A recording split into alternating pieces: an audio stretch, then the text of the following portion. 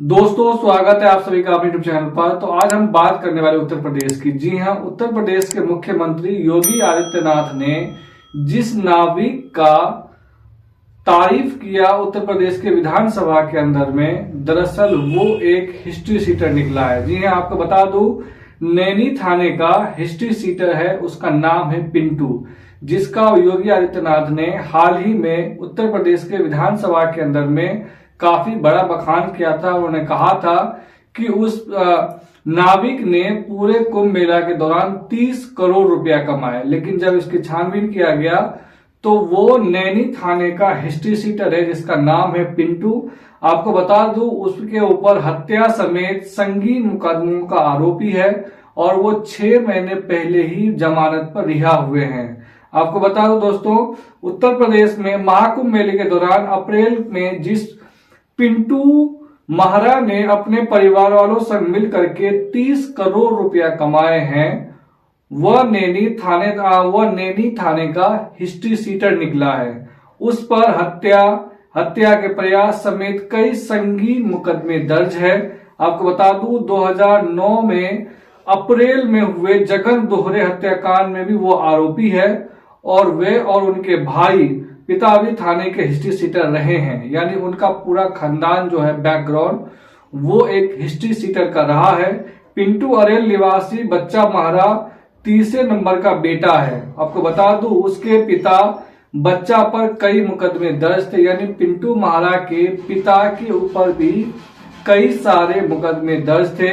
उसके पिता भी नैनी थाने के हिस्ट्री सीटर रहे हैं। आपको बता दूं, जेल में निरुद्ध रहते हुए इलाज के दौरान उनकी मौत हो गई थी। यानी उनके पिता का जेल के अंदर ही मौत हुआ था किसी बीमारी की वजह से। उसके बड़े भाई आनंद महरा का भी आपराधिक रिकॉर्ड था। यानी उसके जो बड़े भाई हैं पिंटू महरा के, उनका भी आपराधिक रिकॉर्ड रहा है। और कई साल पहले 2 अन्य समेत उनकी यमुना नदी के बीच नाव में हत्या कर दी गई थी। यानी कई साल पहले उनके भाई का यमुना नदी के अंदर में हत्या कर दिया गया था। पिंटू से बड़ा अरविंद महरा भी नैनी थाने का हिस्ट्री सीटर था। पिंटू से बड़ा भाई जो था वो भी नैनी थाने का हिस्ट्री सीटर रहा है।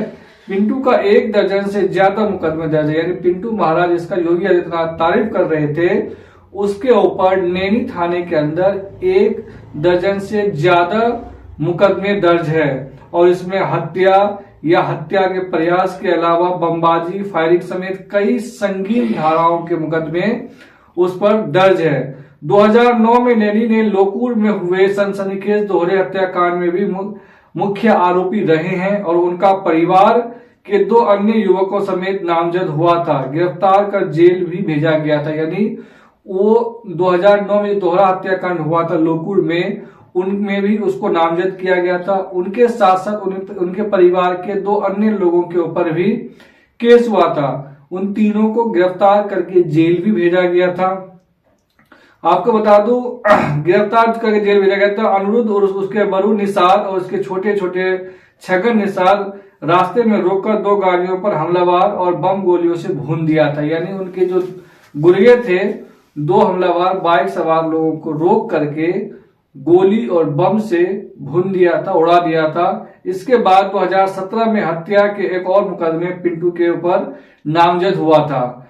और आपको बता दूं, बरू हत्याकांड का वादी उसके बेटे गगन निषाद पर 2017 में बम गोलियों से हमला हुआ था। यानी बरू के अंदर जो उनके बेटे हैं, उनके ऊपर भी 2017 में बम और गोलियों से हमला हुआ था। कुल मिलाकर के 3 लोग इसमें जख्मी हुए थे और एक की मौत भी हुई थी। 22 अगस्त 2022 को उनके खिलाफ दरियागंज थाने में एक और मामला दर्ज हुआ था और आरोप लगाया था कि सोनभद्र जेल में रहने के दौरान उनके बरू निषाद के परिवार को धमकाकर गवाही अपने पक्ष में करा लिया था। यानी जब वो जेल में बंद थे तो उन्होंने बरू के परिवार को धमकाने के बाद उन्होंने अपने पक्ष में गवाही दिलवा लिया था कोर्ट के अंदर में।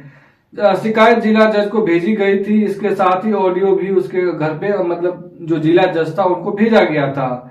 नाव चलाने के लिए रंगदारी मांगने का भी आरोप रहा है। यानी नाव चलाने के लिए गंगा नदी में लोगों से रंगदारी भी लेने का इनके ऊपर आरोप रहा है। आपको बता दूं कि इनका जो परिवार है, गांजिया परिवार से पुरानी अदावत चलती रही है। जो ये नाविक है नैनी का महारा गांजिया परिवार की अदावत लंबे समय से चली आ रही है। इन दोनों का परिवार जो है गांजिया परिवार, इन दोनों का अदावत जो है वो काफी लंबे समय से रहा है।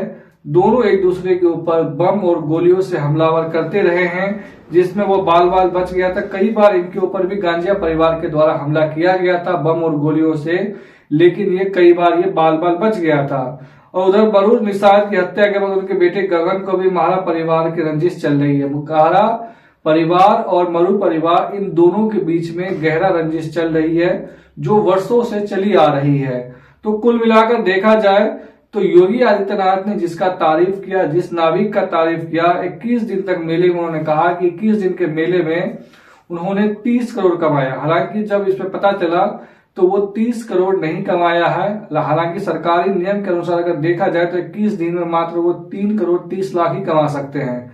लेकिन अगर वो इस तरीके से रंगदारी लिया हो या फिर मनमाने तरीके से जो श्रद्धालु है उनसे पैसे लिया हो तो शायद संभव हो सकता है, अदरवाइज ये संभव नहीं है कि 21 दिन में 30 करोड़ रुपए कमा लें।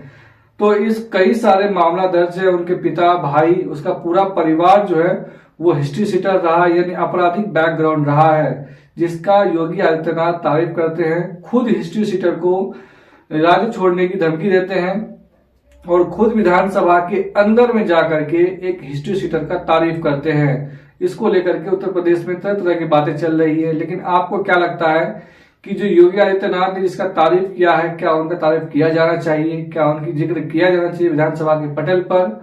वीडियो अच्छी लगी हो तो चैनल को जरूर सब्सक्राइब कर दें। धन्यवाद।